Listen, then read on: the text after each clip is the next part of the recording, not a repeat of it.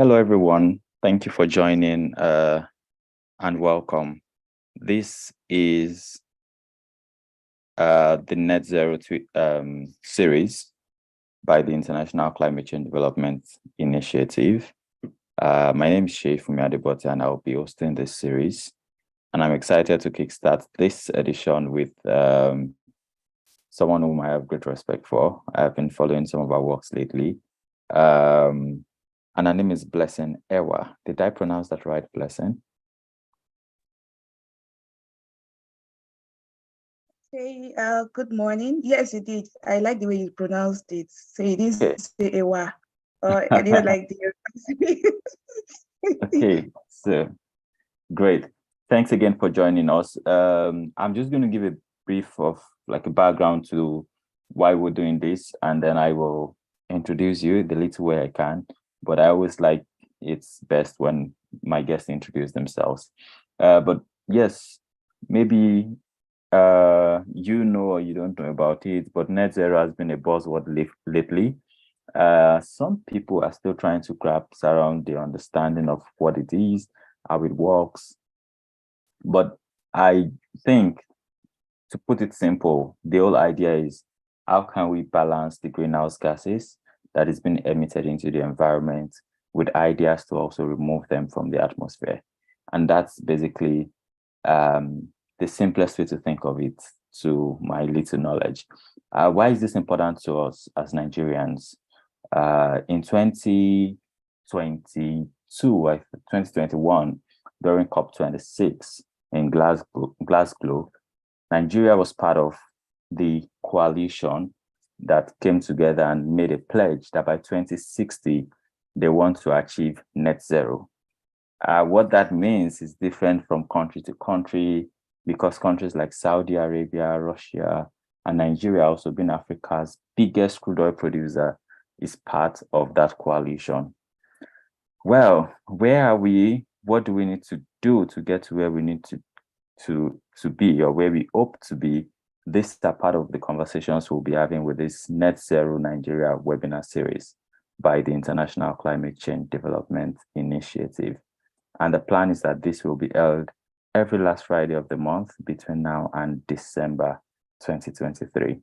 Once again, thank you for spending your time with us today and for listening.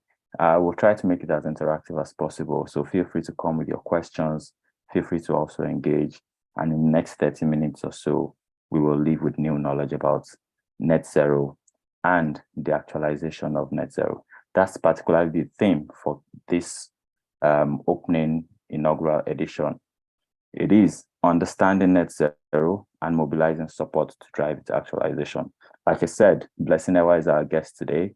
She is the West African coordinator for net zero as soon as possible.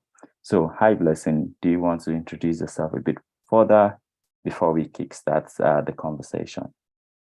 Okay, thank you so much. First, I would like to thank the organizers for this wonderful session, and also to say that this is really a privilege for me to have me come speak about net zero. I'm really grateful. Thank you so much, Shay. Thank you, Mr. Lumide. I hope I'm able to give my very best to what the objective of this program is trying to reach. My name is Blessing Ewa, the West Africa coordinator for Net Zero as soon as possible. It's an initiative for workplace climate ambassadors that seeks to promote climate action in the workplace. And also the founder of YASIF Nigeria, that's Young Advocate for Sustainable and Inclusive Future, a youth organization that works with grassroots communities to provide sustainable climate solutions. Once again, it's really a privilege to be here. And I look forward to learning from everyone else as well. Thank you so much.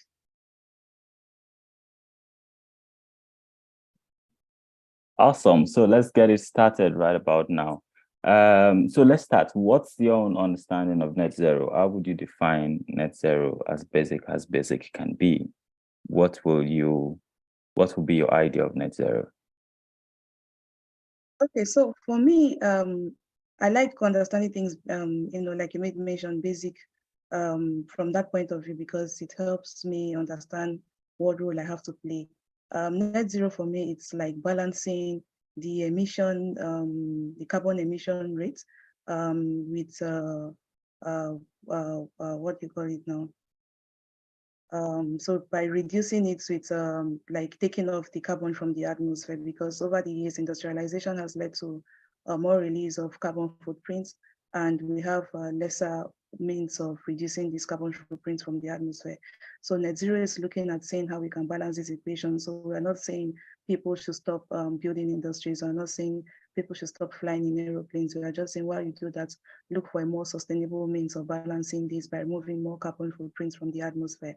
So at the end of the day, you have 50% emission, 50% reduction by the activities you're doing. So at that point, it's like it comes to a point of zero. So you don't have more emissions and less reduction. Interesting. And I like the fact that you made it very simple and basic. But like I mentioned a few minutes ago, this conversation is about how to work towards the actualization. I mean, on paper, it could be very simple and basic, but by the time we look at the actuality of things, by the time we look at the interest that different groups have, it may get a bit complicated, but we'll get into that in a bit. But let's talk about, let's move towards to talk about the role for international cooperation. As much as we talk about emissions, and each country has, its own emissions, we cannot take away the fact that the cumulative emission is what defines the state of global emission, is what defines how fast our climate is changing, is what defines how quickly the globe also gets warmed up. So in terms of international cooperation, when it comes to net zero, does it feel like we're also on the same page with other, countries or parties, as the UN will call them? I don't really think so from my own understanding of things, because in as much as the global norths are the major contributors to carbon emissions, in terms of reducing it, they have actually been doing more as compared to what we have been doing here in Africa.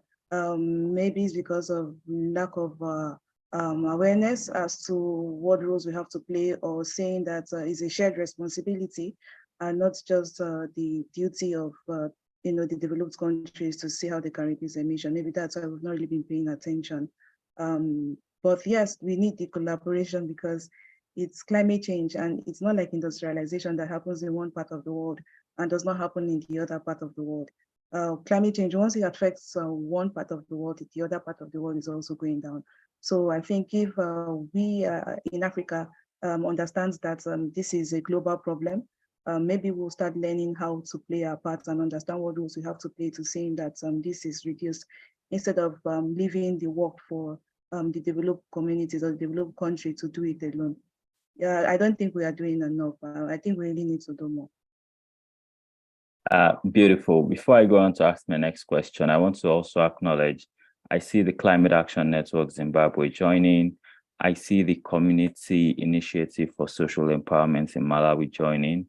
I see a few other colleagues. It would be good to know where you're joining from. So feel free to use the chat section just to give us an idea of who is in the room. And when we begin to make it interactive, we can also have an understanding of the perspectives that you would be bringing to the conversation. So thanks again for that very honest response, I should say, Blessing. The truth is, we still have a lot of political interest that are not aligning as much as it should.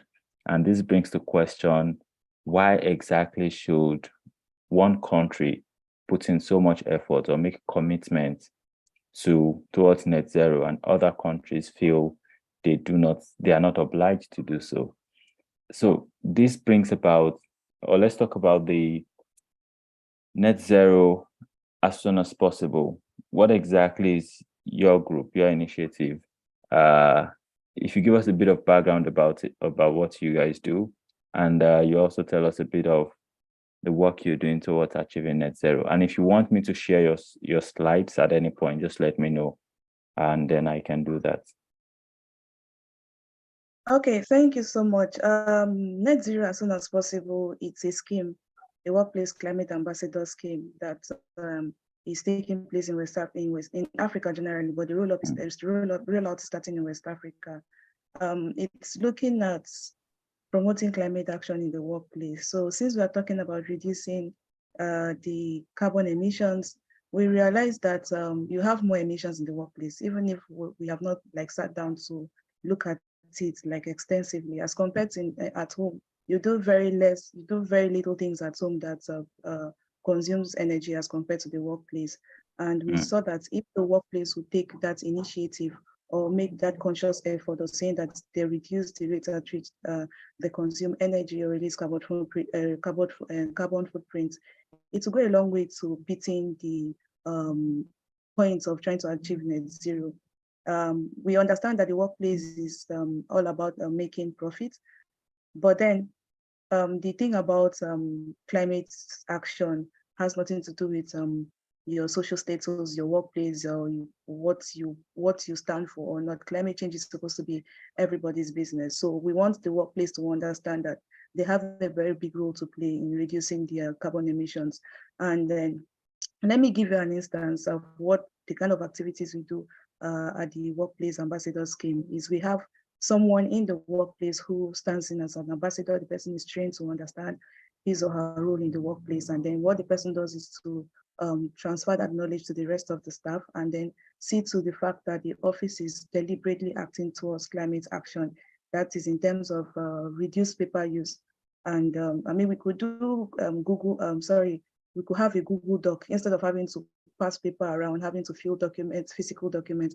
We have e-signatures. We could fill documents online. We don't necessarily have to waste papers because that's really affects climate change, the environment that we are in. Another thing could be printing and all of that. I know workplaces, maybe because I work in organizations a lot, workplaces do a lot of printing. We print every day for every project and all of that.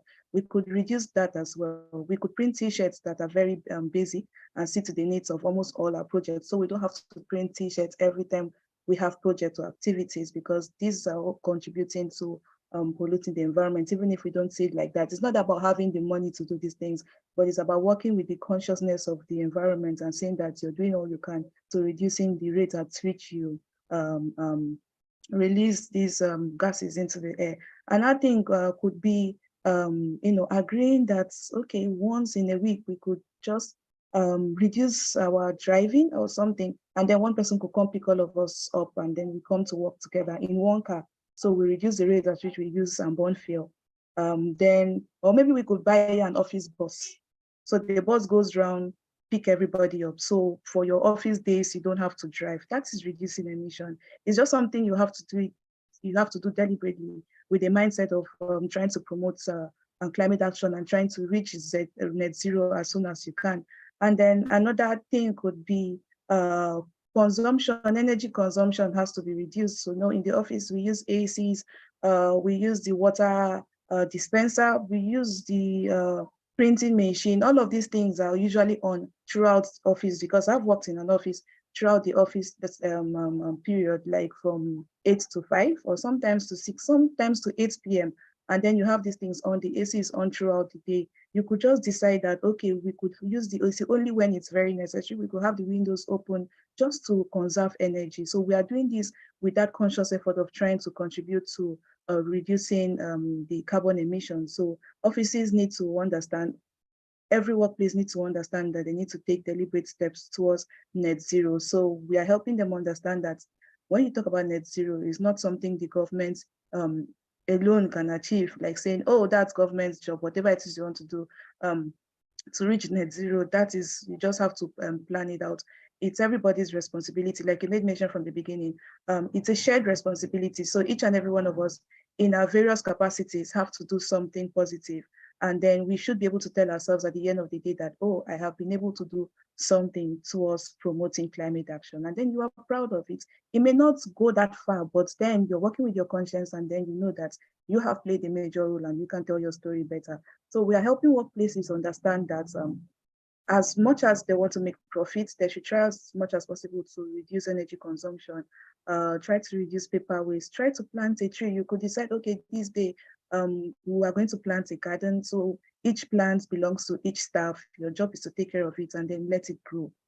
Just making those conscious efforts to saying that you are actually contributing to environmental sustainability and moving towards achieving net zero. Maybe another thing we're trying to do is to change mindset, helping people understand that you all have roles to play. And then the beautiful part of it, it doesn't just end at the workplace. We are seeing that every staff that has been impacted from their workplaces will go back home to initiate the same idea, because each staff have a home that they are coming from. They'll go back to their families, the mothers will go back to their husbands and children, and then the fathers will go back to their wives and children and say, oh, this is what we are doing at the office. I think we should initiate this in the house. Let's see how we can contribute from little capacity. This doesn't require funding, like they say. It's just we working consciously to ensuring that we are able to do our little bit towards achieving net zero.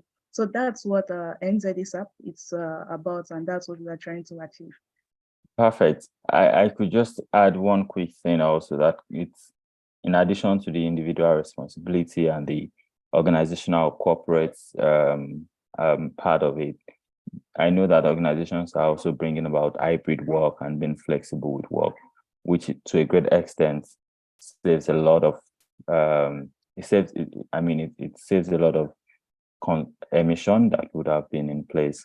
So it's great to see that you brought that perspective. I know you have a presentation. If I can share it right away, and in the next few minutes you run through it, and thereafter we can get into the question and answer part. Will that be okay? Yeah, that's fine. Great. Okay, so I'll just quickly run through, since I've said most of the things that are in the document already. So you could just let me scroll through. Okay, so like we've talked about when I was asked from the beginning what net zero is, and I did mention that we're just trying to create a balance between emissions and reduction of the carbon footprint. And from studies, we understand that the global north are the ones contributing to almost 75% of the carbon emissions. We do understand that, and then maybe that's the reason why Africa feels we don't have that much role to play in terms of let the people who are causing these menace, let them be the ones to solve it. But then it's one planet, it's one Earth, and then whatever affects them will also affect us. So we are doing all we can. Another reason why we have to work collaboratively, like what Mr. Shea was trying to point out, is the fact that we don't get the global north to keep emitting and polluting while we try to reduce. It's going to be too much work on an end. From our end, we need to come to that conclusion or that agreement that this net zero thing is for everybody. So from your end, can you try to reduce the rate at which you emit these gases? And then from our end, since we don't emit that much, we will try as much as possible to reduce it, but you also have a role to play by reducing the rate at which. So we could go to the next slide. So yeah, you were asking me to talk about net zero in simpler terms. So I've already said yes, just like there have been an increased imbalance in global emission and absorption. So there's need to create balance or restore it to as zero as much as possible. That's what UN was trying to get when they said net zero as soon as possible.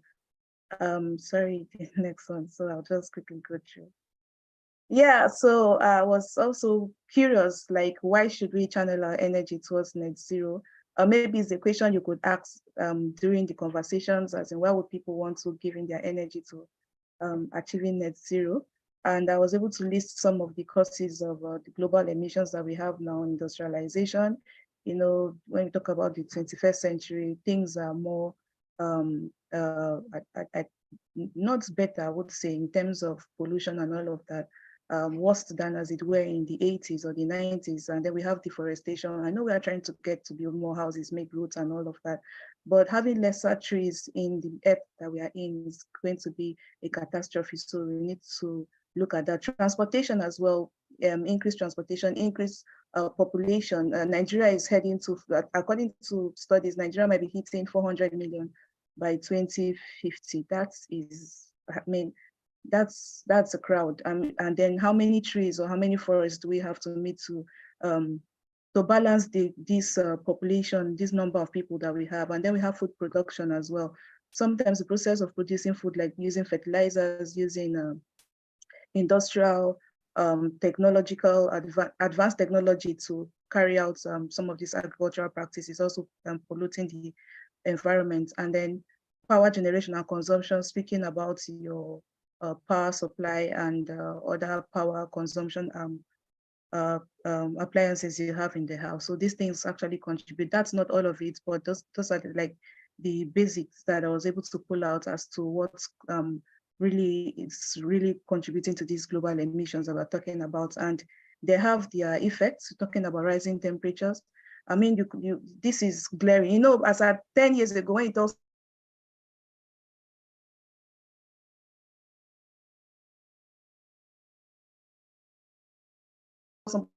but there were climate change. They're like, what is that? It is a government agenda to, you know, see to the eyes. I mean, we have been experiencing heat waves all around the world.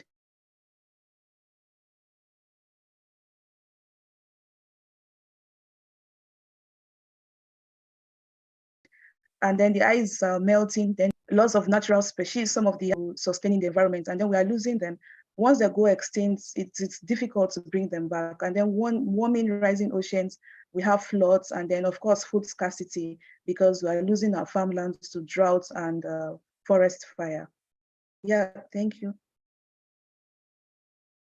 And I believe that we can really achieve this. We have to first think about how we can reduce carbon emissions, like some of the things I mentioned when I was talking about what we do at the NZE's app. And then energy efficiency, even from your homes, you could reduce the way at which you conserve energy as much as you can. You just put off the light bulbs when you're not using them, put off everything, the ACs, the fans, and all of that. These things contribute, you may not see it, but it does contribute to energy conservation. And then speaking about renewable energy, there's statistics I'll show you towards the end of the slide that shows that Nigeria is not using as much renewable energy as they should. We spend more time on fossil fuel and all of that. It's not helping the environment. Maybe we should look back to using renewable energy. Then we talk about planting more trees, very important. We have suffered so much effects from deforestation. Maybe we should start thinking about creating ways in which we can bring these trees back and then plant them so they continue doing what they have been doing to sustain the environment. And then we have, okay, so reduce, reuse, and recycle plastics, which is something I'm very passionate about. It's what I do at YASIF. Plastic pollution is really becoming a menace in Nigeria. You know,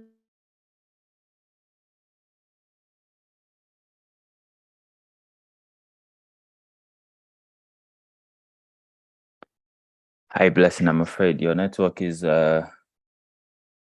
not so cooperative right now.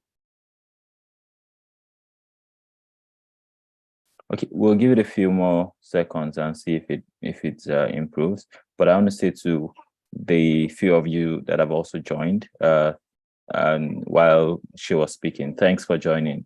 Please use the chat session to introduce yourself, just so we have a feel of who and who is in the room. I hope that Blessing's network will improve soon. I think she's out of the room now and she'll be coming back in a few minutes. But I can just do a bit of background reintroduction to those of you that are just joining. I want to say thank you for joining us. We really do appreciate that you've taken out your time to be a part of this today. It's the Net Zero webinar series by the International Climate Change Development Initiative. And the idea is for us to distill this concept of net zero, make it as relatable as possible. And today we are particularly talking about tips towards the actualization of net zero, but first providing a basic understanding of net zero and what it means. And our guest today has been Blessing Ewa, who's been doing a really great job in breaking it down as simple can be.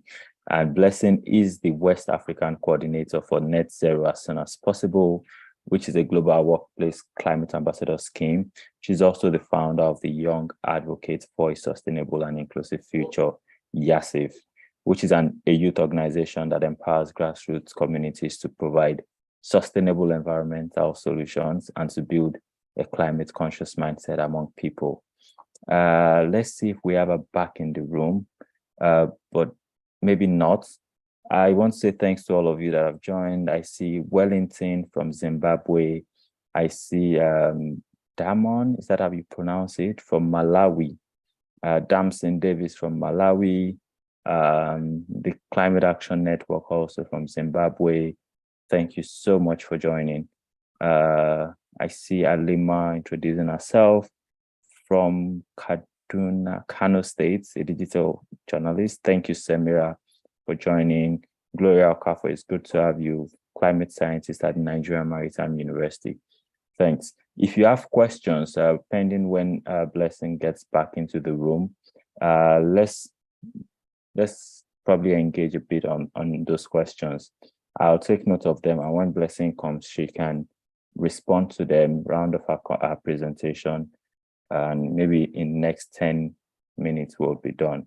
So if you do have questions about understanding the basics of net zero, questions about the international cooperation, which we've been talking about, or whatever questions that has crossed your mind as Blessing has been speaking, this is the time to ask, to bring them forward.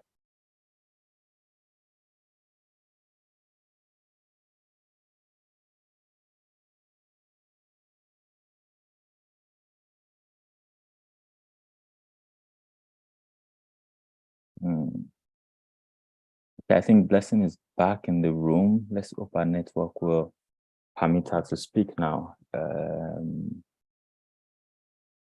Yes, hi Blessing, can you hear us?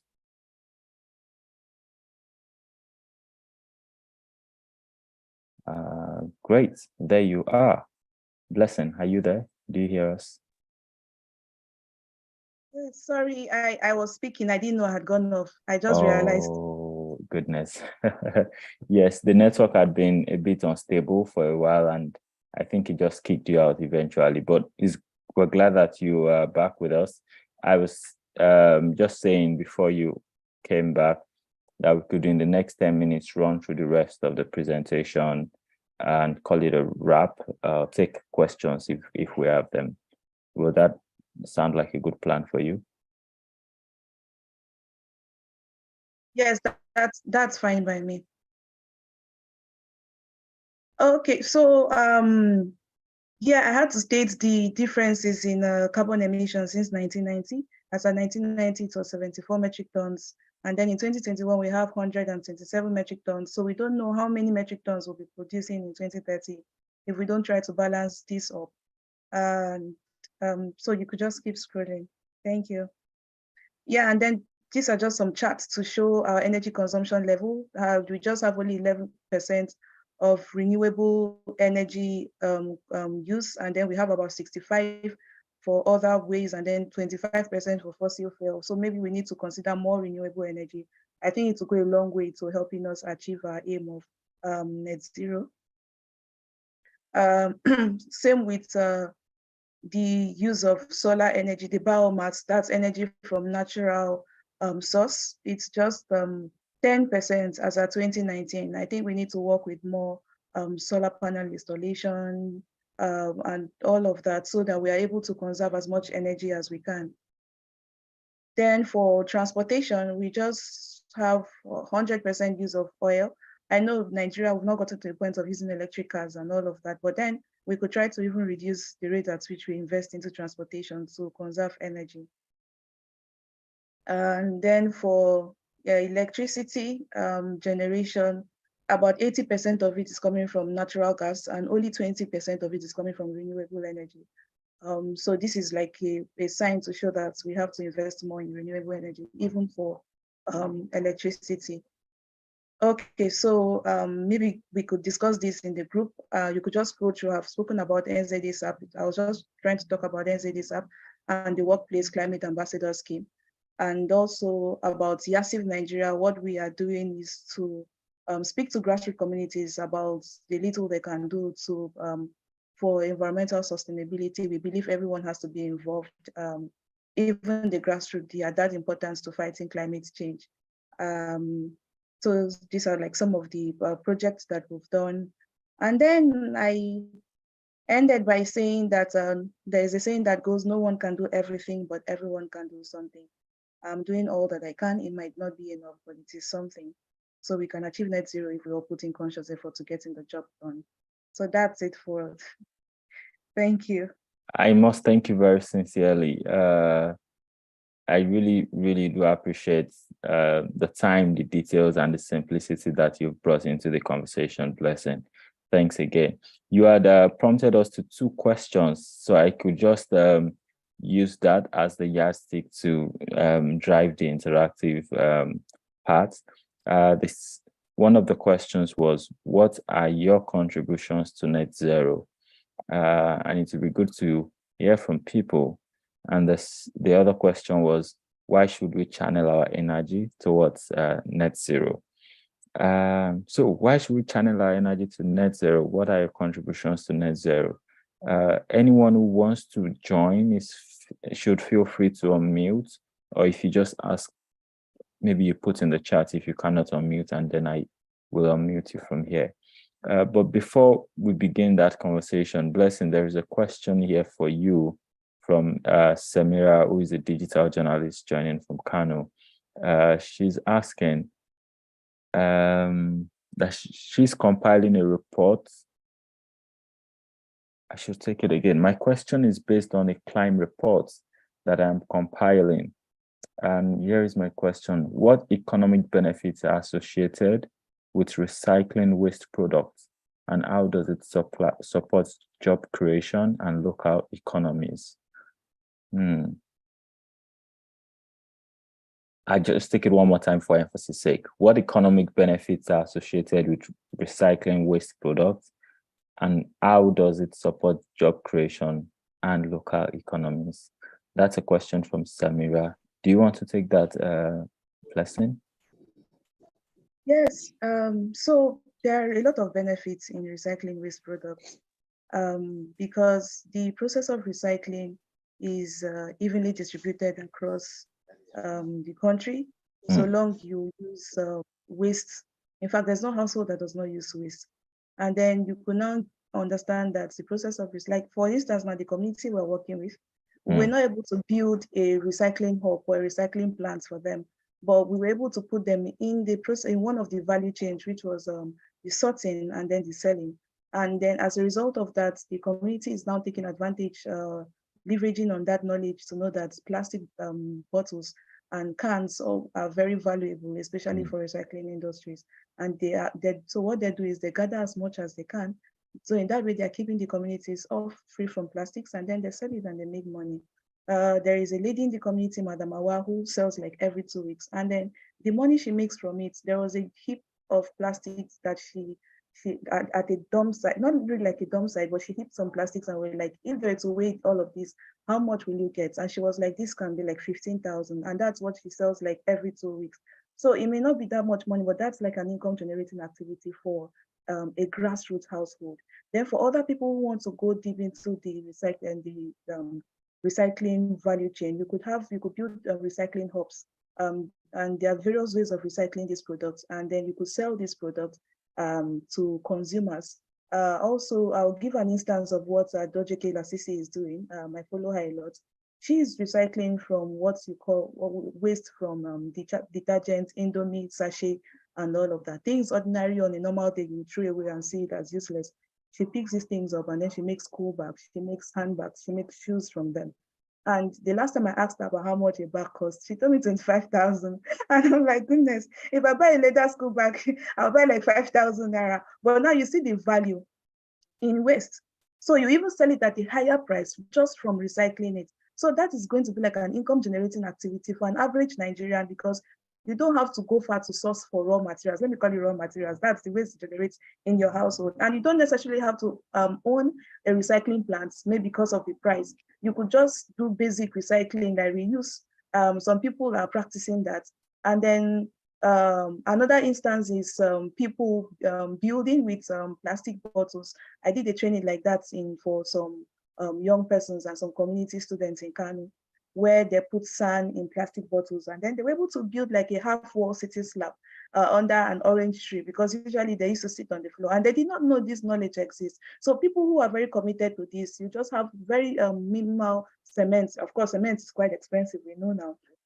minimal amount of cement to plant to raise these buildings. My colleague Sadiq in EcoCycle had built a toilet for school children who didn't have toilets. I mean, it's a building, but that was built with plastic bottles. So that's very innovative. And should you be doing things for people, you end up money. Not to mention that people use pure water sachets to make paving bricks. That is very cheap for them as compared to making the other type of brick. And then it's very formidable and you can sell it at whatever price you feel fit. And then you're making money. The good thing about recycling is very cost effective to start. It requires very minimal capital to start. And sometimes you don't need any capital at all. Just put yourself in the value chain, understand what you're doing, know who you're connecting. You might just be involved in distribution, picking the plastics from one angle to another, and then you're making your money. It's just understanding your niche and understanding what lies in your environment and then knowing the importance of it and then putting it to use. In the society that we are in today, I bet you, if your product is from recycled or your product is has a thing connected to environmental sustainability, you will find more buyers than when it does not, because right now everybody is looking at how can we preserve the environment. So that is something that provides money for people. It's doing that for household, it's doing that for people in the middle class. And anywhere you find yourself, you could just fix yourself at some point in the value chain and then generate some income from yourself. And yes, it does provide employment opportunities, because for inside even in the recycling hubs, you have people who will be running the machines, who will be using the sewing machines, who will be running the or what you call it, those heavy plants and all of that. There are people doing things, people distributing to target audience. There are people bringing the waste from the source, the communities and all of that,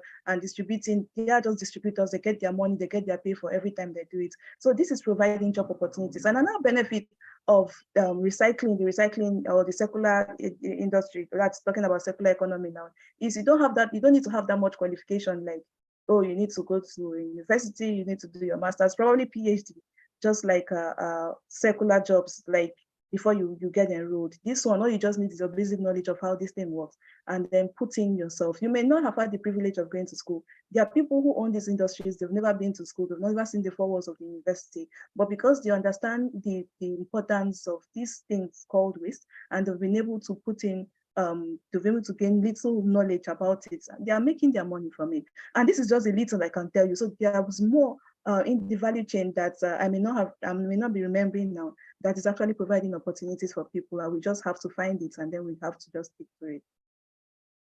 I mean, you mentioned a whole lot already, and I could see Samira nodding and really appreciating those insights. Thanks. I also put in the chat some of the names you mentioned and the names of the organization, so it's easy for you to check them out or check out their websites. There is another question from Gloria Okafor. She is a climate scientist at the Nigeria Maritime University. Gloria, thanks for joining. And her question is, she first appreciates you for the insights that you've shared, particularly on the energy data, and she's curious to know more about the carbon emission data and the accounting. Is all the sectors accounted for? Maybe to make sense of that question, I can share your presentation where you add those graphs. I suppose. This was the energy mix, and a question now, let's get to it. Is all the sectors accounted for? Is that clear enough, or do you want Gloria to bring some clarity before you respond? Yeah, if she can bring some clarity, I really appreciate it.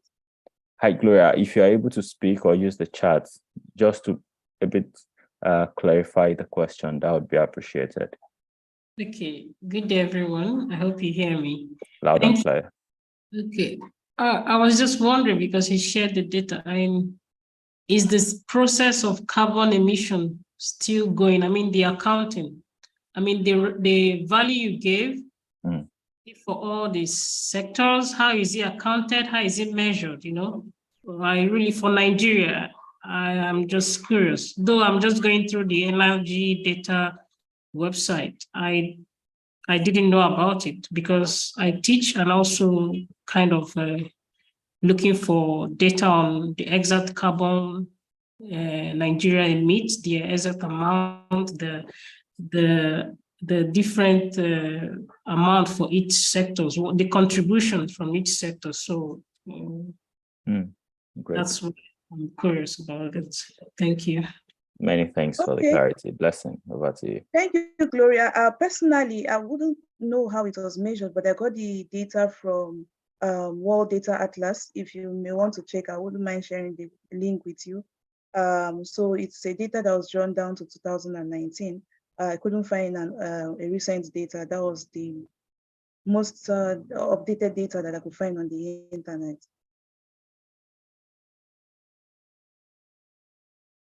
Thank you very much. Yeah, maybe I will still go through the link you mentioned.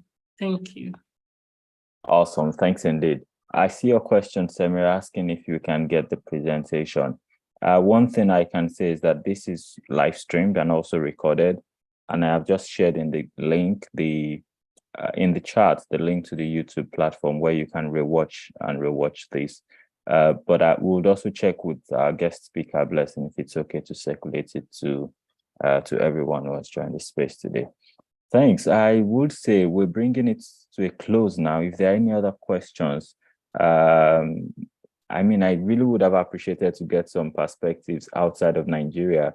While this is specifically trying to gain momentum and rally around support for the actualization of net zero in Nigeria, we've also talked about the interconnectedness of emissions as we have it today. So it would have been great to hear perspectives from Kudzo. I wonder where you're joining from, probably somewhere in East Africa. I see Baboka, I see Wellington also. I know these are folks joining from other parts of the world. It would have been really appreciated. But we'll have another chance to do this again in a few weeks, 4 weeks from now. And I would assume you all have the link already, but if not, just keep your fingers crossed, check our platforms, and we'll circulate the link again as the date draws near. Baboka, you want to speak? You can, please, the floor is yours.